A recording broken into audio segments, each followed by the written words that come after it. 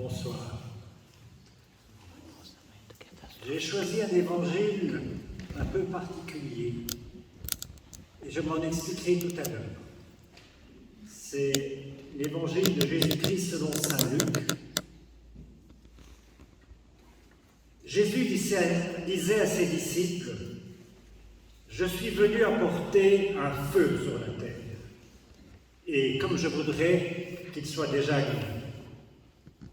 Je dois recevoir un baptême, et comme il m'en coûte d'attendre qu'il soit accompli. Pensez-vous que je suis venu mettre la paix dans le monde? Non, je vous le dis, mais plutôt la division. Car désormais, 5 personnes de la même famille seront divisées, 3 contre 2 et 2 contre 3.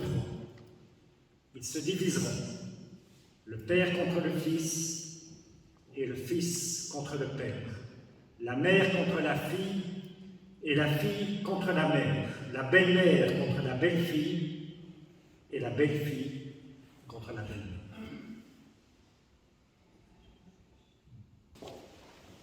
Le thème de ce soir, espérer avec les pauvres. Si nous consultons un moteur de recherche sur Internet en tapant les mots « espérance, pauvreté », apparaissent alors des études statistiques corrélant espérance de vie et pauvreté. Apparemment, cela n'a rien à voir avec notre réflexion de ce soir. L'espérance de vie quantifie les conditions de mortalité. Les statisticiens nous disent qu'elle est de l'ordre de 84 ans pour les femmes, 79 ans pour les hommes. Ils nous disent aussi qu'elle est très inégale selon qu'on est riche ou pauvre. Pourtant, nous sommes au cœur du sujet. Parler de l'espérance de vie, c'est aussi se poser la question de savoir ce que l'humain espère de la vie. C'est s'interroger sur le pourquoi vivre, plutôt que sur le comment vivre. C'est s'interroger sur le sens de la vie, c'est s'interroger sur l'histoire de sa vie, sur l'histoire de l'humanité, sur son devenir, sur l'existence du mal, des injustices ou des inégalités. Et pour les chrétiens, c'est s'interroger sur le dessein de Dieu. Dans l'Antiquité, que pouvait espérer de la vie un esclave condamné à le rester tout au long de son existence? À être vendu comme un animal de trait? Son statut ne lui donnait pas la vocation d'être libre. Privé de liberté, sans aucune prise sur son devenir. Il dépendait totalement de son propriétaire pour être affranchi. Il était asservi à vie à sa condition d'esclave. Et malheur à lui s'il entendait transgresser son état servile. Les révoltes d'esclaves ont été noyées dans le sang. Souvenez-vous de Spartacus. Souvenez-vous des multiples insurrections des serfs au Moyen-Âge. Elles furent sauvagement réprimées. J'évoque l'Antiquité ou le Moyen-Âge, mais ne l'oublions pas, l'esclavage a perduré jusqu'au milieu du XIXe siècle. Et l'Occident chrétien y a largement contribué. Il s'est enrichi du trafic des esclaves par le fameux biais du commerce triangulaire. Saint-Domingue, colonie française, constituait une étape importante du trafic. Profitant des troubles et des idées liées à la Révolution française, les 470 000 esclaves de l'île, représentant 90% de la population, se révoltent en 1804. Ils se libèrent, s'affranchissent et obtiennent la liberté. Cette première république noire indépendante, issue de l'esclavage, s'appellera Haïti. Inutile de dire qu'elle ne fut pas d'emblée reconnue par les puissances de l'époque. 50 ans plus tard, lui-même se plie aux exigences de la France qui menaçait de l'envahir et lui payait un montant qui a grevé son budget pendant des décennies. Pourquoi cette mise à l'amende? Il fallait que la jeune République, pourtant exempte, accepte de rembourser le dommage causé aux propriétaires d'esclaves. Ceux-ci avaient été lésés, ils avaient perdu de la marchandise, ils avaient droit à une indemnisation. Le droit de propriété primait le droit à la liberté. C'est le même raisonnement qu'utilisent les proxénètes quand une travailleuse du sexe entend s'affranchir de leur tutelle. Elle doit racheter sa liberté. La France, autoproclamée depuis la Révolution pays de la liberté, égalité et fraternité, n'abolit l'esclavage dans ses colonies qu'en 1848. Aux États-Unis, la guerre de sécession clôturée en 1865 met officiellement fin à l'esclavage, mais pas à la ségrégation. Pourquoi ce détour par l'esclavagisme?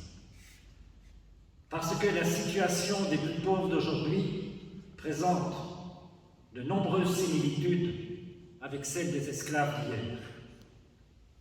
L'a bien compris le fondateur du mouvement ATD Quart-Monde, le père Joseph Brzezinski, dont un texte figure depuis 1987 sur une plaque dans la maison des esclaves de l'île de Gorée.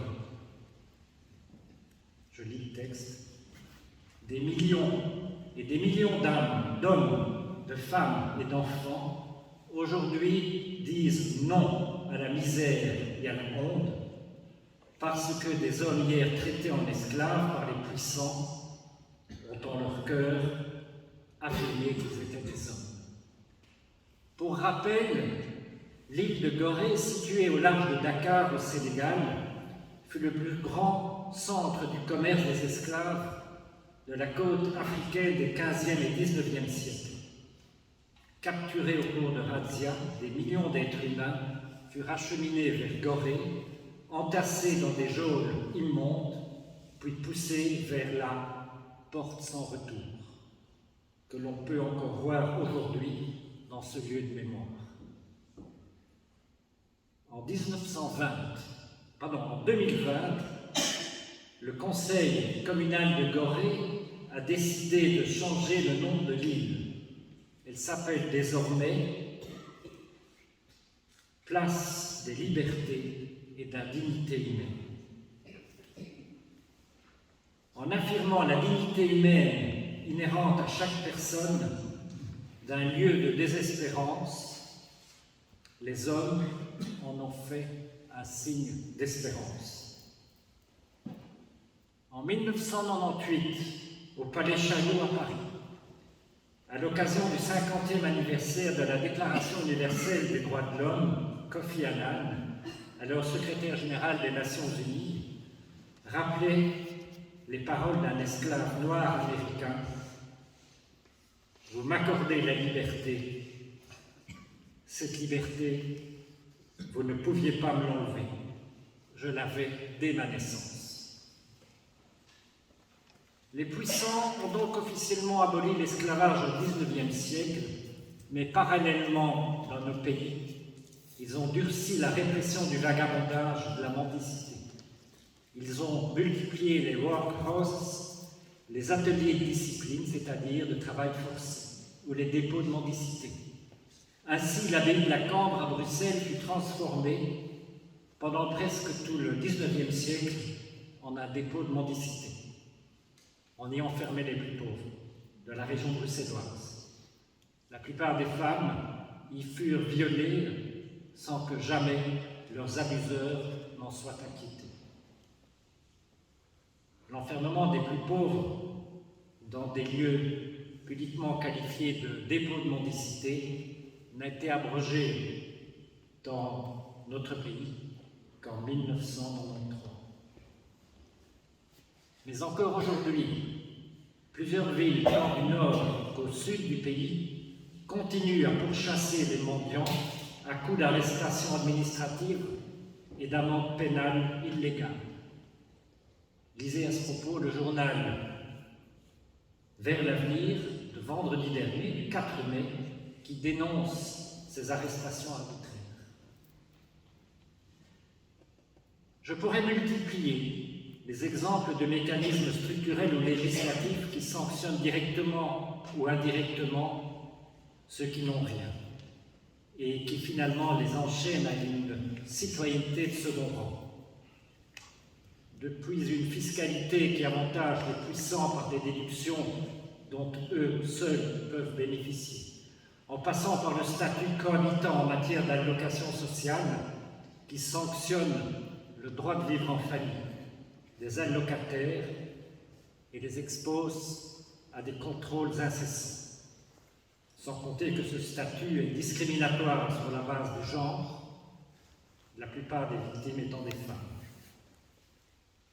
Ou encore en criminalisant les sans-abri qui essaient de se débrouiller en squattant un immeuble inoccupé.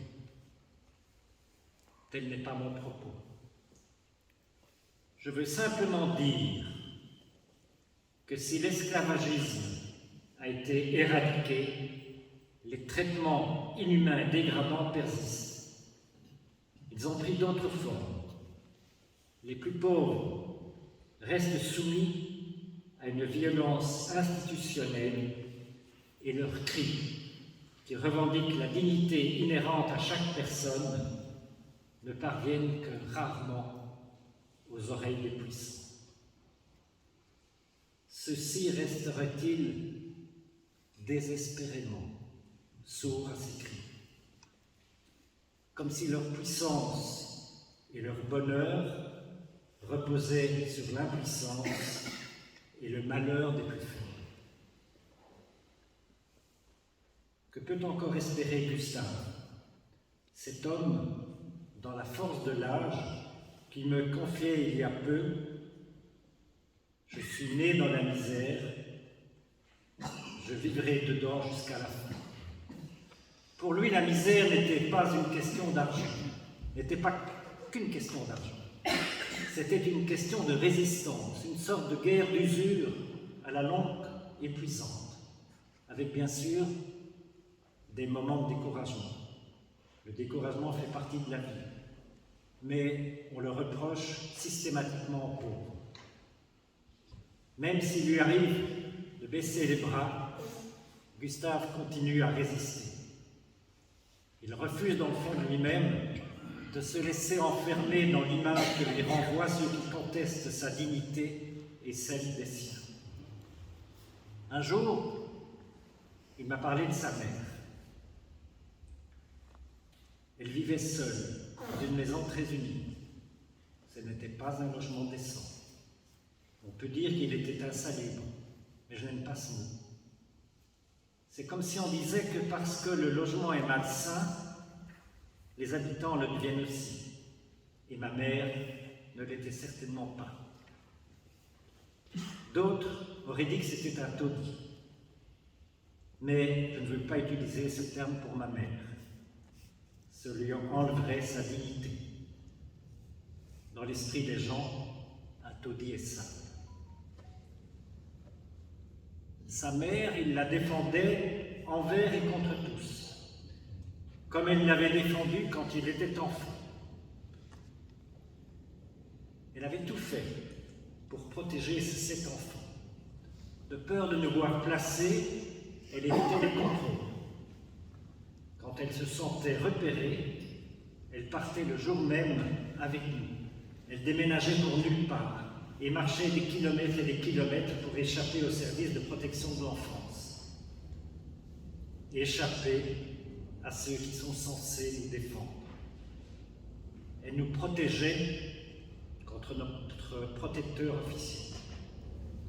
Elle ne savait ni lire ni écrire, et les services lui ont finalement fait signer un papier autorisant le placement des enfants. C'est ainsi que ma fratrie a été dispersée. Les frères et sœurs n'ont pas partagé la même enfance. Lorsque cet homme se met en ménage, sa compagne et lui sont confrontés à une même situation. Ils se trouvent à la rue, alors qu'elle est enceinte. À la veille de la naissance de leur fille aînée, il nous dit « Que se passerait-il si des assistantes sociales venaient contrôler notre situation? Elles pourraient faire placer l'enfant à naître, d'autant plus que nous n'avons ni vêtements, ni linge, ni poussette pour lui. Heureusement, les services sociaux ignorent notre présence à Bruxelles. Mais cela veut dire aussi que nous n'aurons pas de prime de naissance. Nous évitons les contrôles, mais nous ratons l'aide. Lorsque la famille retrouve un logement, ce n'est jamais pour longtemps. Ils déménagent de logement insalubre en logement insalubre, pris au piège des marchands de sommeil. Nous étions toujours pressés par le temps, mais nous n'avions pas de choix. Nous avions même accepté un logement que nous n'avions visité que dans l'obscurité. C'était ce logement ou la rue. Et la rue avec les enfants, c'est le placement assuré. Mais lorsque nous arrivons, une triste réalité nous attend. Le WC est bouché, la charge d'eau hors d'usage, du plâtras tombé par endroits, des vitres cassées, des prises à nu. Nous ne sommes pas restés très longtemps restés. Ces déménagements incessants finissent par compromettre l'existence administrative de cette famille. Nous déménageons tellement souvent que l'administration ne suit plus le rythme. Avant même que l'agent de quartier ne fasse le contrôle pour l'inscription de domicile, nous sommes déjà partis. Ainsi, quand nous nous présentons à la commune de Bruxelles pour demander une inscription à la rue Haute, le fonctionnaire nous engueule. Il nous dit qu'avec des gens comme nous, c'est impossible de tenir des registres, et il refuse. Nous devons déménager une fois de plus. Je n'étais en ordre de rien. J'étais devenu un sans-papier en Belgique. Durant toute cette période, les services sociaux reprochent à Gustave de ne pas tenir un travail, à lui qui se débat pour assurer un abri à sa compagne et à sa fille. Et sa compagne explique à son tour, au début de ma deuxième grossesse, nous n'avions plus rien à manger. Et j'ai dû faire un pieux mensonge pour obtenir une aide. J'ai expliqué à l'assistante sociale que j'étais enceinte d'un militaire. Grâce à cela, elle a accepté de me donner des bons pour recevoir des repas à la Croix-Rouge. Il valait mieux faire ce mensonge que de faire la manche. Pour survivre, elle est donc amenée à renier son compagnon qui avait mauvaise réputation. Elle doit se faire passer pour une Marie couche-toi là pour avoir droit à des colis alimentaires. Que signifie l'espérance pour cette dame? D'expérience, n'est-elle pas tentée de nous dire avec la même lucidité que son compagnon, « Je suis né dans la misère, je vivrai dedans jusqu'à la fin ». La désespérance se fait encore plus accablante lorsqu'elle prend la forme du non-accès au droit. Josiane se bat pour obtenir une adresse. La commune, et c'est une commune, une bourgade de la région ici, la lui refuse parce que la partie de la maison qu'elle occupe n'a qu'une entrée sur le côté qui ne correspond pas au numéro officiel de la rue. On la soupçonne de fraude. Elle devient invisible. Elle nous dit « Les droits sont comme un gâteau qu'on met devant vous, mais auquel vous ne pouvez pas toucher. Vous salivez et vous restez sur votre faim. À la longue, à quoi bon encore demander ?» Et j'ajouterai « À quoi bon encore espérer ?» Pourtant, Josiane est toujours debout. Avec l'aide de voisins qui se révoltaient avec elle contre tant d'injustices, elle a eu le courage de poursuivre les démarches pour simplement exister aux yeux de l'administration.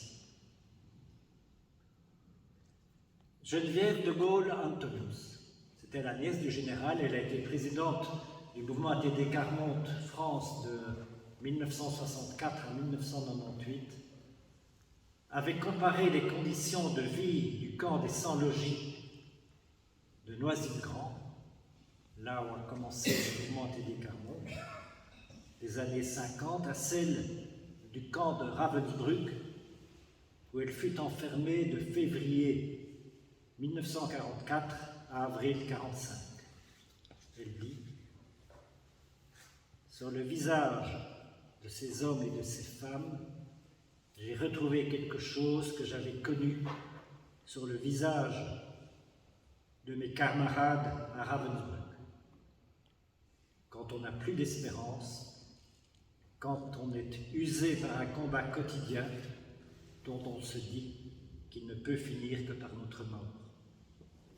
Le visage perd ce rayonnement que possède chaque être humain en lui. La comparaison pourrait sembler audacieuse à certains, mais après avoir passé 4 mois au secret dans ce camp de la mort, Geneviève de Gaulle-Antonius nous livre 40 ans de son combat dans le camp de la vie auprès de ceux qui lui ont fait découvrir le secret de l'espérance. C'est ce camp de Noisy-le-Grand dans la région parisienne. Il écrit « S'il y a une espérance dans ce monde si dur et si injuste, elle est dans le cri silencieux de ceux qui savent ce qu'est la liberté, parce qu'ils vivent sous la dépendance. L'égalité, puisqu'ils sont traités en inférieurs. L'honneur d'être hommes, eux qui supportent le poids du mépris. » Adoptée par les Nations Unies au lendemain de la Deuxième Guerre, la Déclaration universelle des droits de l'homme, 1948, proclame l'espérance viscérale de l'humanité, pourtant encore meurtrie par les horreurs de la guerre et par la barbarie du nazisme. Je vous en lis le préambule qui illustre cette espérance. Considérant que la méconnaissance et le mépris des droits de l'homme ont conduit à des actes de barbarie qui révoltent la conscience de l'humanité et que l'avènement d'un monde où les êtres humains seront libres de parler et de croire, libérés de la terreur et de la misère, a été proclamé comme la plus haute aspiration de l'homme. Et l'humanité continue d'espérer, lorsque ces mêmes Nations Unies définissent en 2020 les 17 objectifs de développement durable, avec comme premier objectif la fin de la pauvreté et la lutte contre les inégalités sous toutes ses formes et partout dans le monde. Je poursuis en citant le père Joseph Resinski, fondateur du mouvement ATD Carmonde, lui qui, enfant, avait connu la misère, vivait à l'unisson avec les familles les plus rejetées. Et j'aime beaucoup ce texte. Seule l'espérance peut sauver. Toutes ces familles abandonnées à une condition de misère parfaitement inacceptable dans nos pays,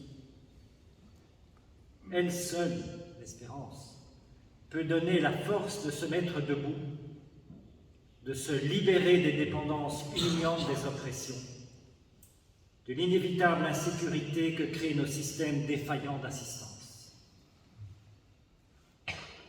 Notre propre salut, celui de tous les hommes, ne dépend-il pas de ce que nous saurons faire pour restituer les plus pauvres dans leur filiation vis-à-vis de Dieu? Or, Les évangéliser ne veut pas dire leur annoncer l'existence de Dieu. Cela signifie découvrir avec eux comment la présence de Dieu se manifeste au jour le jour en eux, ces enfants privilégiés. Nous émerveiller du mystère qu'incarnent les plus pauvres, restituer leurs innombrables sursauts d'espoir, leur endurance, leurs éternels recommencements dans le projet de Dieu, leur révéler qu'à travers tout cela, Dieu parle dans l'apparente incohérence de leur vie. Mais attention, l'espérance dont parle Joseph Brzezinski ne signifie nullement qu'il faut supporter et encore moins accepter la souffrance ou l'injustice parce qu'on espère un mieux dans une autre vie. Elle mériterait alors d'être qualifiée d'opium du peuple. Il poursuit sa réflexion. Comment comprendre et révéler l'espérance d'un peuple sans entrer en lui? Il nous faut être avec ce peuple, nous nourrir de sa pensée, penser peuple, entendre peuple, faire de sa propre vie une réalisation de tous les espoirs, de toute l'espérance de ce peuple. Telle est notre responsabilité à tous, avec les pauvres, refuser l'esclavage, l'asservissement, la misère, ou toute forme de traitement inhumain et dégradant, pour reprendre les termes de la Convention européenne des droits de l'homme. Raviver l'espérance défaillante de Gustave et de sa compagne, de Josiane et tous les opprimés de la terre. Et je cite encore Joseph Brzezinski, en croyant profondément dans les possibilités des hommes, malgré toutes les apparences, en croyant avec un optimisme acharné et sans borne que l'amour gagne toujours et que, avec Dieu, l'amour vit dans les hommes les plus écrasés.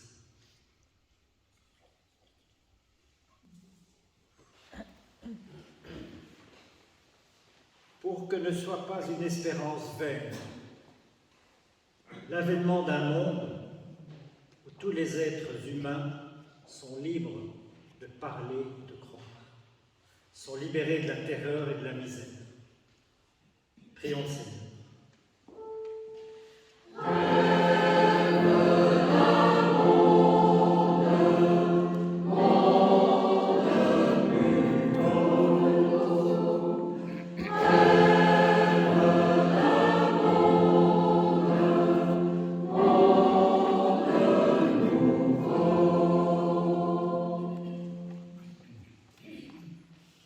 Pour qu'avec tous ceux qui refusent la fatalité de la misère, émerge une parole des personnes condamnées au désespoir du silence, afin que cette parole soit entendue et contribue à un monde plus juste.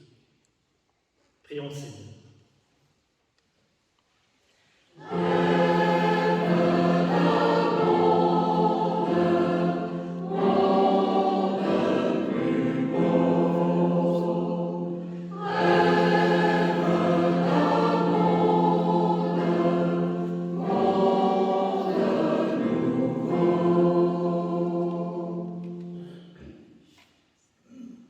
Qu'avec Nelson Mandela, qui se vit décerner en 2006 le prix ambassadeur de conscience par Amnesty International, ensemble, nous déclarions « Tant que l'injustice et l'inégalité perdureront, aucun d'entre nous ne pourra prendre le repos. » Prions le Seigneur. Je vous dois un mot d'explication. Pourquoi avoir choisi un passage de l'Évangile par lequel Jésus annonce qu'il est venu apporter non la paix dans le monde, mais le feu et la division? N'est-ce pas contradictoire avec le message d'espérance porté par les plus pauvres et par ceux qui se rassemblent autour d'eux. Certes, se déclarer inconditionnellement solidaire des exclus, de ceux qui sont tenus responsables de leurs échecs, de ceux qui sont considérés comme infréquentables, entraîne des choix qui bouleversent les priorités, des choix incompréhensibles, voire scandaleux aux yeux des bien-pensants, des choix qui divisent et mettent en cause les certitudes acquises, les institutions en place, des choix révoltants qui bousculent nos zones de confort. Pensons aux braises incessantes de Jésus avec l'ordre établi, avec les défenseurs de la loi, parce qu'il prenait le parti des indéfendables, des prostituées, des pécheurs et des autres rejetés de la société juive. Adhérer à des théories sociales inconciliables entraîne certes des tensions, mais le feu et la division dont l'Évangile parle ne se résument pas à des simples tensions. Ce feu et cette division sont autrement plus fondamentaux. Ils s'enracinent dans une vision radicale de notre condition d'homme libre, irréductiblement libre. Dans la légende du grand inquisiteur, texte d'une force inouïe, Dostoïevski nous invite à méditer sur la vocation humaine. Il imagine un dialogue entre le grand inquisiteur espagnol, XVIe siècle, confronté au Christ revenu sur terre. Il le considère, passez-moi l'expression, comme un emmerdeur impossible à gérer. Il l'interroge à peu près en ces termes. Pourquoi donc es-tu venu nous déranger? Car tu es venu nous déranger. Tu as donné à l'être humain la vocation d'être libre et rebelle. Mais les rebelles ne peuvent être heureux. Ne demandent-ils pas à être asservis pourvu qu'ils aient à manger? Devant celui qui lui donnera le pain, l'homme s'inclinera, parce qu'il n'y a rien de plus indiscutable que le pain. Tu surestimes les capacités de la nature humaine. Les rebelles eux-mêmes finiront par comprendre que la liberté est incompatible avec le pain terrestre en abondance, suffisant pour chacun, parce que jamais ils ne sauront faire leur partage entre eux. Ils se convaincront aussi qu'ils ne pourront jamais être libres, attendu qu'ils sont faibles, vicieux, nuls et mutables. Tu leur as promis le pain du ciel, mais je le répète, peut-il entrer en comparaison avec celui de la terre? Oui. En renonçant à tout rêve de pouvoir pour lui-même, souvenez-vous des tentations du Christ, et en voulant par conséquent que l'homme, même le plus fragile, le plus inféodé aux autres, soit libre et donc rebelle à tout asservissement, le Christ a apporté le feu et la division. Inacceptable pour le grand inquisiteur qui envoie son fauteur de trouble au feu du bûcher.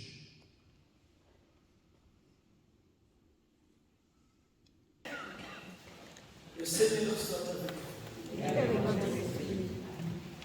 Que Dieu Tout-Puissant, Dieu d'amour, vous bénisse, le Père, le Fils et le Saint-Esprit. Amen. Avant de partir, tournons-nous vers Marie et ensemble chantons.